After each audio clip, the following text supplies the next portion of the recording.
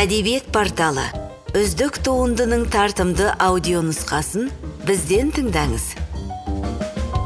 Алмаз Мырзахмет, жазушы жазбасы.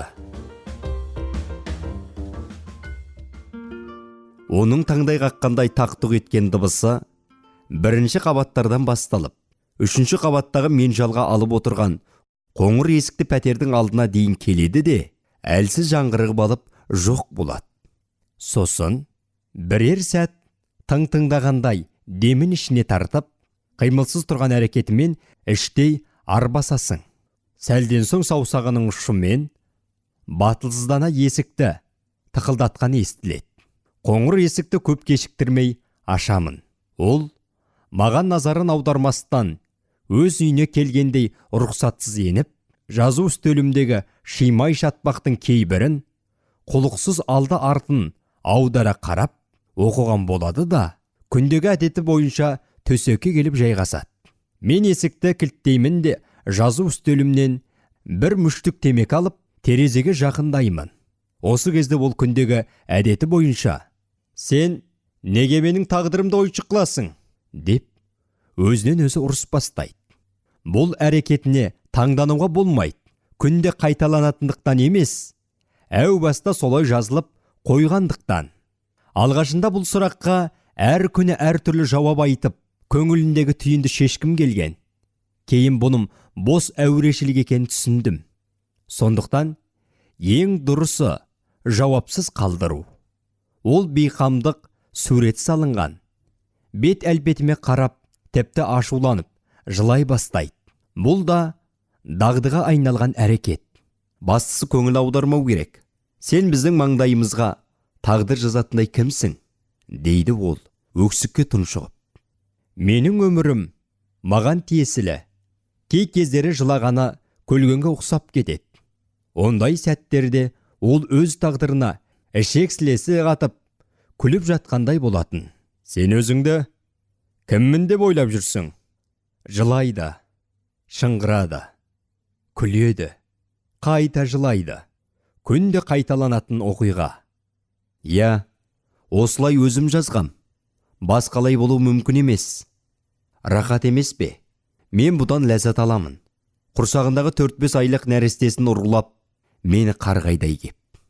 Шарасынан шығып кетердей алақтаған жанарына қан құйылып, жаныма жетіп келеді де. «Сұмырай, қатыгез, өлтір мені!» деп айқайлайды. Иә, мен ләззат алатынмын. Қандай сәттер еді. Енді қол жазбаның барлығын өртеу керек. Барлығы жаңа әңгіменің сюжетін іздеуден басталды. Осы жаздың бас кезінде санама ысылған оқиғалар желісімен сорасы сопағастаудай 5-6 беттік әңгіме жазбақ болдым. Әңгімедегі кейіпкерлерім шынайы болу үшін оларға ұқсайтын адамдарды маңайымнан іздейтін әдетім бар еді. Шыны керек, жігітті іздемеген жерім жоқ. Вокзалды торуылдадым. Базар аралап, дүкендерді кездім. Автобусқа мініп, әрлі-берлі шарладым. Бір жігітті ептеп ұқсатқан едім, бірақ мінезі келмеді. Қарлығаш аялдамасында тұр едім. Жанына нәзік жанды аруын ертіп, алдымнан өтіп барады. Алғашында таптым-ау деп қуанып, тұлғасына қызығып, сыртынан бақылағам. Сосын мінезім байқайын деп жанына бардым да, әдейі иығыммен қағып өттім. Ол болса жағама жармасқаны.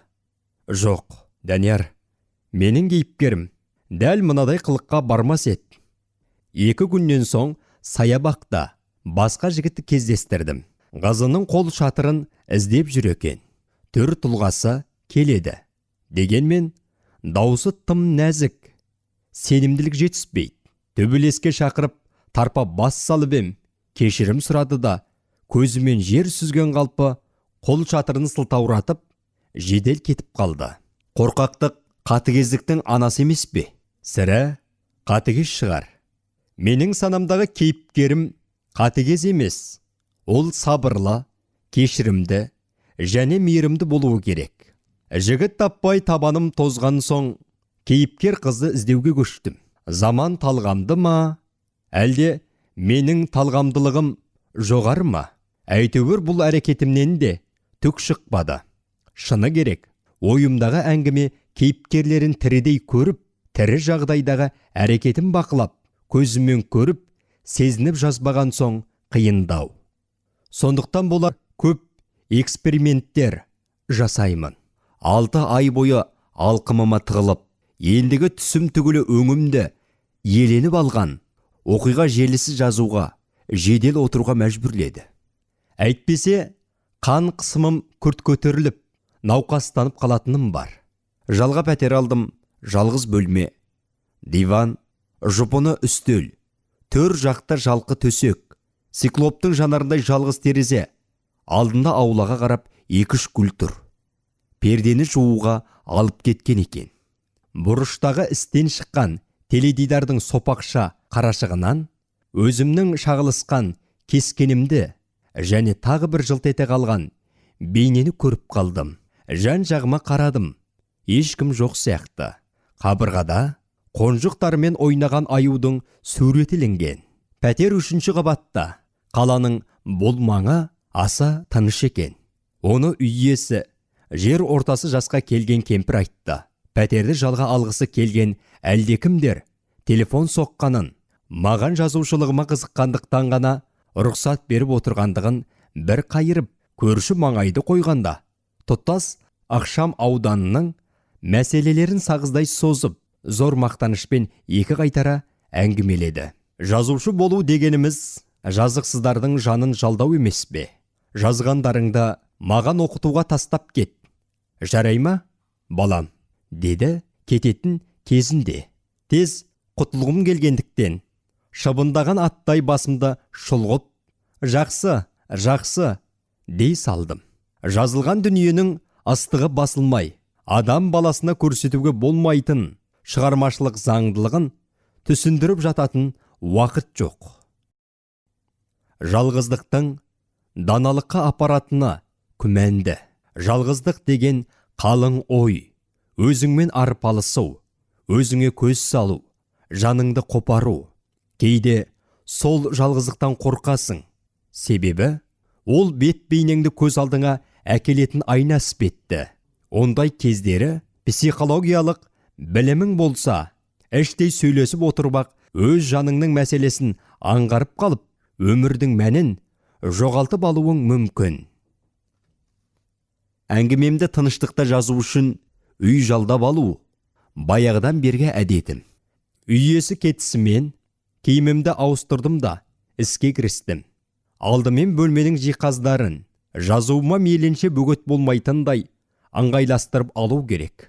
Көп ойланбастан шеткері тұрған сүйегі ауыр ағаш үстелді кәкір шүкірінен босатып, дырылдата сүйреп, төбеден салбырап тұрған солғын шамның астына, бөлменің ортасына қарай терезеге қарама-қарсы орналастырдым да, үстіне қағаздарымды, күл салғыш, 2-3 қаламды оқыптап жинап қойдым.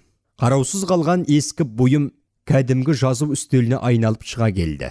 Сосын, осы бір көрініске қызға көз тастап, диванға жайғастым да, үлкен ойға шомдым.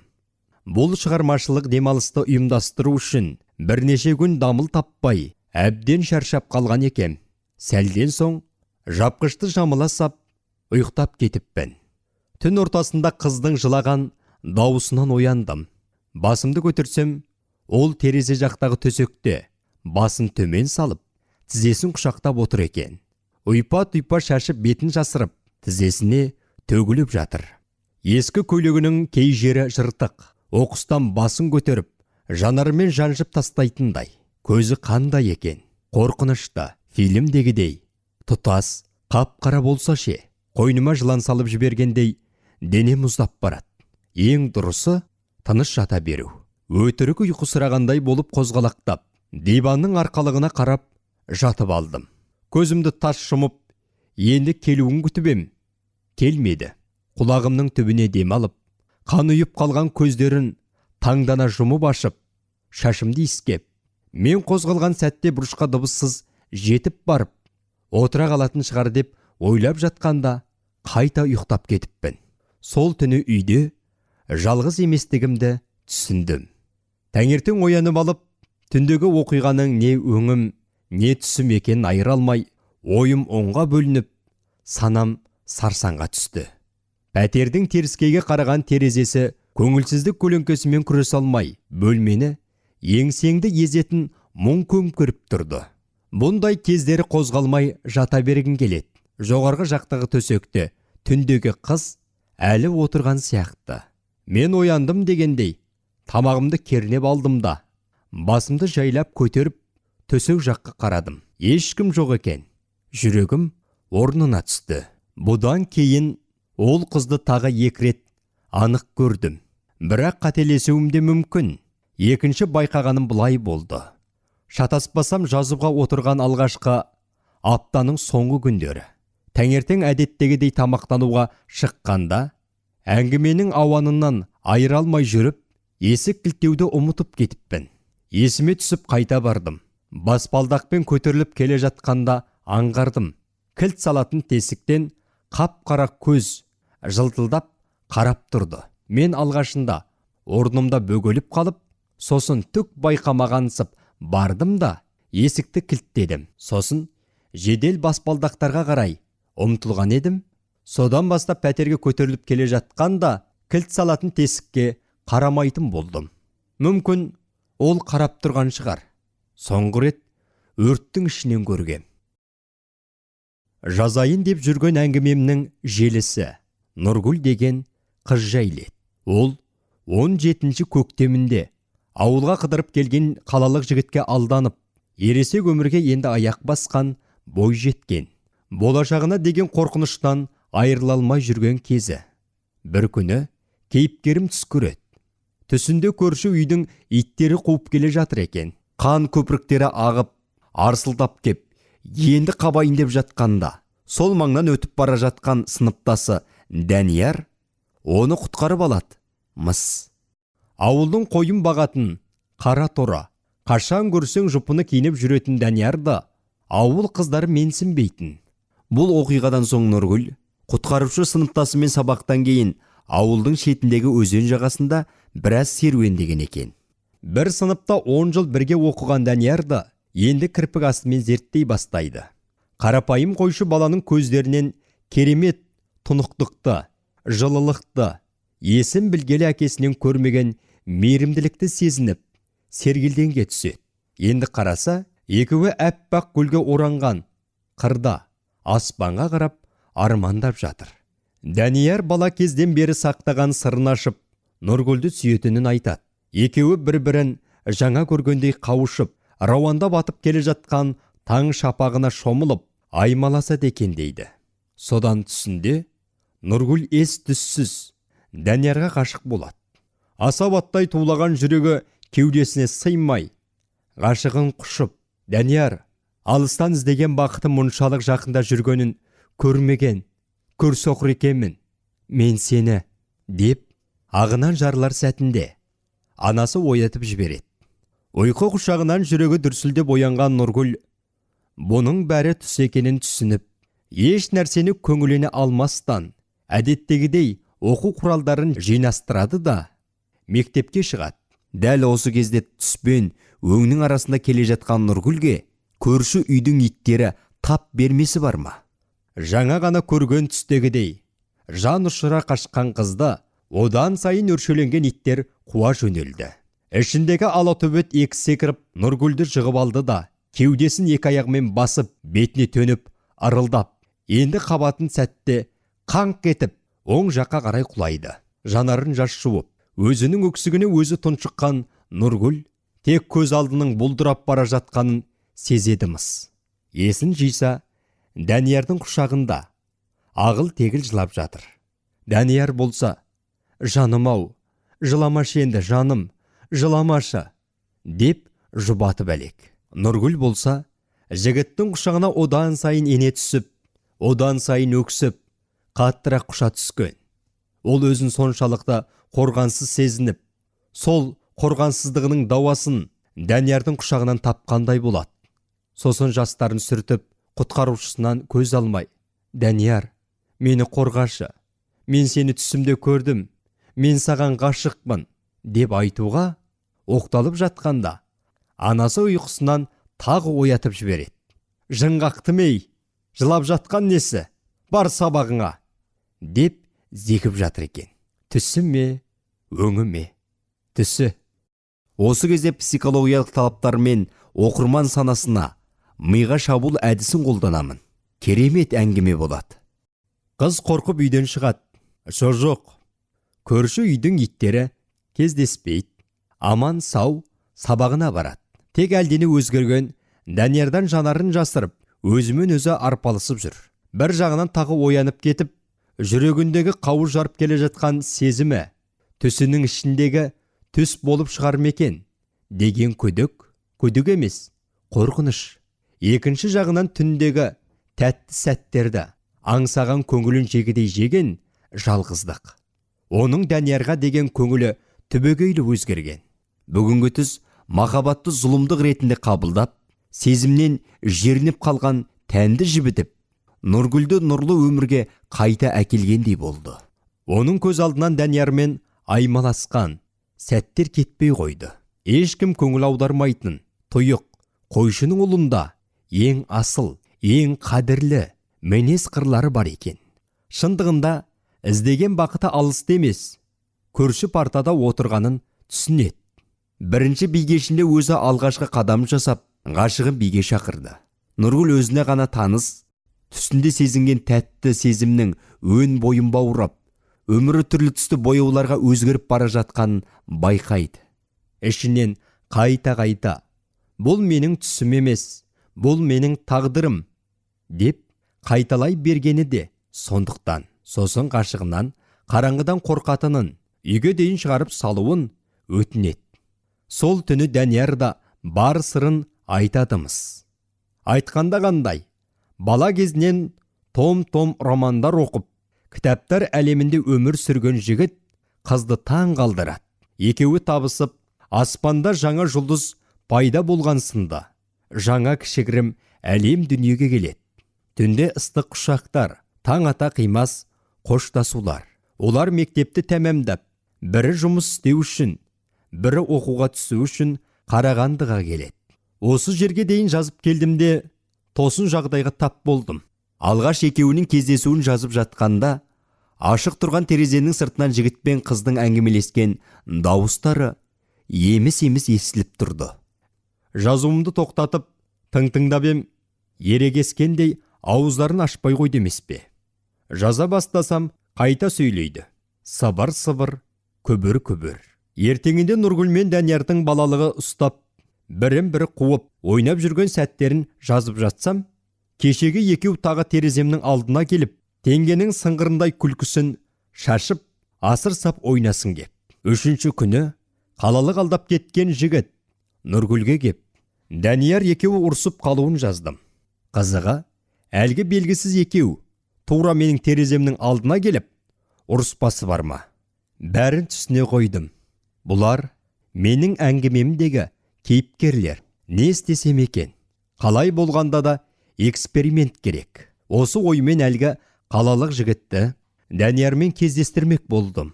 Өз кейіпкеріңмен ойнау деген аса қорқынышты және өте қызық. Мен әңгімемді былай жалғастырдым.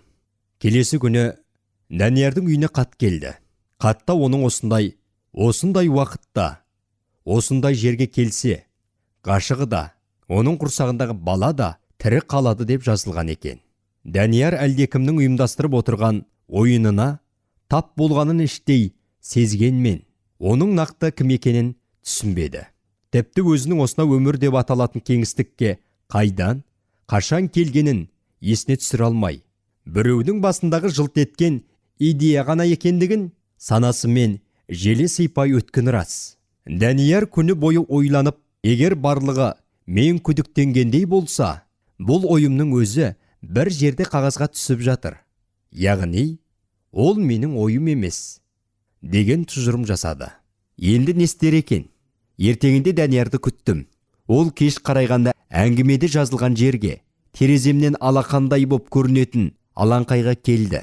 Таң ата, әлгі қазақ жігіт жазым қылғанша өз өлімін еш қорықпастан күтті. Ал Нұргүл мен ойлағаннан да мықты болып шықты. Ол Даниярға жазған қатымды тауып алып, жарты айдан астам сол алаңқайдан шықпай қойды. Таң атқанша тапжылмайды өзі. Бір күні бөлмеме кіріп келмесі бар ма? Отырыңыз, дедім. Неге сіз мені түнімен аңдайсыз? Мен жазушымын. Бір әңгімені жазып бастап ем, аңдып жүр деп ойлайсыз ба? Ақталуға сөз таба алмай қалдым. Бөлмеде үшінші адамның болғаны қандай жақсы, деген ой келді. Біздің тағдырымызды жазып жатырсыз ба? Тағдырларыңыз лаухул, мағул тақтасына жазылып қойылған. Менікі қайталау шығар. Қайта жазуға болады деп ойлайсыз ба? Қарсы сұрақ қою қарым қатынасты тым күрделенетінін белгілі ғой. Оны аман алып қалуға болар еді ғой. Өлім мәңгіліктің дүниеге келуі емес пе? Дедім күмілжіп. Сен Даниярды өлтірдің. Солай ма? Данияр өмірде болған ба? Жоқ ба? Әлде түс пе бәрі? Барлығының жауабы осында жатыр. Түс пе, өң бе? Бұл сұрақты өзіме де қойдым. Жауабым жоқ. Нұргүл керемет әдем екен. Жазғанымнан да сүйкімді, ойлағанымнан да керім. Мен оның мұншалықты көркем екендігін жеткіз алмаған екем ғой. Сонда ойлап тапқан кейіпкерім менің қиялымның ғана жеміс емес пе? Иә, мен сізді аңдығаным рас, дедім. Өз ойымнан арыла алмай, алғашқы сұраққа қайта оралып, бұлай болады деп жоспарламаған едім. Мен сізді өзім жасап алғам. Сіз мені қайдан тауып алдыңыз? Біздің тағдырымызды қайта жазуға, түзетуге болады ғой сонда. Даниярды аман алып қалу мүмкін емес еді. Оның таңдауы өз қолында болды. Осыны айтқан сәтте достарын ертіп келген қалалық жігіттің Даниярды ұрып жатқаны көз алдыма елестеп кетті. Өлім жайын сіз айтпаңызшы. Мен Даниярды өлтірдім. Бұның бәрі түстеңізші. Оятыңызшы мені. Ол шыдамай булығып жылап жіберді. Мен сұрақпен жауаптан шатаса бастадым. Нұргүлдің есікті тарс еткізіп шығып кеткенін естідім. Қағаз бен қаламнан басымды көтермей отыра беріппін. Содан күнде келетін болды. Айқай шу, ұрыс. Мен жазу үстелімнен қозғалмаймын. Жаз бойы өндіріп, ештеңе жазалмадым. Шындығында Нұргүл екеуміз жазалмадық. Әр қилы жазып көрдім. Біресе оның көңілі толмайды, біресе мен айтқанына келісе алмаймын. Мүмкін емес нәрселерді жаз дейді. Қалай жазам? Ертең оқырман сенбесе қажеті не? Мен анда-санда қызық көріп, не түрлі бәйгеге кейіпкер қызымның басын тігемде эмоциясын бақылап отырам. Ғаламат қой қыздардың эмоциясы. Құбылмалы, табиғаты мен мінезі, тосынан қабылдайтын шешімдері. Қаланың ең әдемі жігітімен таныстырдым. Сенбеді. Ең дәулеттісімен кездестірдім. Көнбеді. Екінің бірі. Егіздің сыңары мінбейтін көлікті, кимейтін киімді сатып бердім. Алыс шетелдерге, тіпті жеке аралда, жалғыз өзі демалу үшін жалға алдым. Әлем оның ашса алақанында, жұмса жұдырығында болды. Кез келген казиноларға барып, картаның бірінші таралымынан қарапайым ойыншылардың түсіне де кірмейтін 30-қа қол жеткізді. Ол болса, маған ештеңенің қажеті жоқ. Байлығың да, басқа да. Керемет болсаң, Даниярды тірілтіп берші, деп, әркез тік келіп, арты ұрыспен тынып, жазғанымның бәрін өшіріп, қайта шимайлауға тура келіп жүрді. Бір күні әдеттегідей сырттан кешкі тамағымды ішіп, асықпай баспалдақпен пәтерге көтеріліп келе жатқан едім. Қап-қара, көзі жылт-жылт етіп, қарап тұрма деп, есік жаққа көз тастауға қорқушым. Бүгін не жазсам екен деген оймен, келе жатып байқамай қарап қалсам, есік ашық тұр. Жазбаларымды ойлап жүгіріп кірдім де, кіре берістегі құлап жатқан орындыққа сүрініп қала жаздадым. Нұргүл люстраға асылып қалыпты. Ол өз-өзіне қол жұмсаған екен. Тербеліп тұр. Мен бөлмеде жоқ кезде, көзі қап-қара елес қыз, жансыз денені арлы-берлі сенделтіп, әткеншек ойнаған секілді. Қол тигізген жоқпын. Жазған боп шықса ше, жазу үстеліме барсам, әңгімемнің күнде өшіріп, қайта жазатын бетіне ұйқыдан оян деп жазыпты. Нұргүл өзі жаза алмайды. Себебі ол кейіпкер. Кім жазды сонда? Әттеген ай. Жылағаннан, шашын жұлып шыңғырғанынан ләззат алушы едім. Рақаттанушы едім. Пәтерде келес қыз жазып берген шығар. Қазір мен оған көрсетейін. Көрпе жастық, үстел, жазбалардың бәрін бөлме ортасына үйдім де, астынан от тұтатып шығып кеттім. Баспалдақтан түсіп бара жатқанда есіктен әлгі қыздың қарап тұрғаны сезілді. Бірақ артыма қараған жоқпын.